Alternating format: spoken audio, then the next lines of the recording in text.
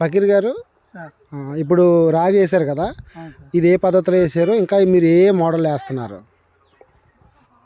Model అంటే ఇప్పుడు 3 వెరైటీలు మోడల్ వేయడం జరిగిందండి. మిశ్రమ పంట అనేటప్పుడు చిరుధాన్యాలు, కొర్రలు, జొన్నలు, గంటలు, సాములు, ఊదులు, అదొక 60 సెంట్లు. దాంట్లో మళ్ళీ కంది, జుడుములు, అవి మామూలు ఎదజల్లినట్టుగా ఆ విధంగా చేయడం అయింది. తర్వాత ఈ వరి జమునా మోడల్ అంటే గింజ అది లైన్ వారీగా ఉడవడం జరిగింది. తర్వాత వరి ఒక లైను, ఇంకొక లైన్ ఏమో చోడి ఉడవడం జరిగింది.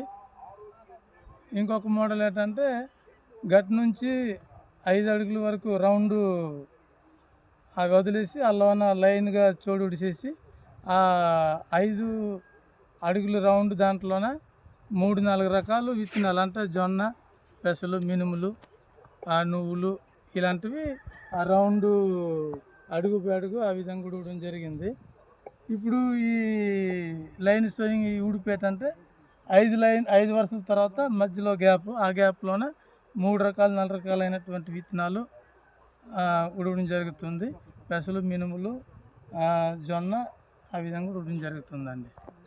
బౌండరీ కంది, చిరు కంది, పెద్ద కంది వేయడం జరుగుతుంది.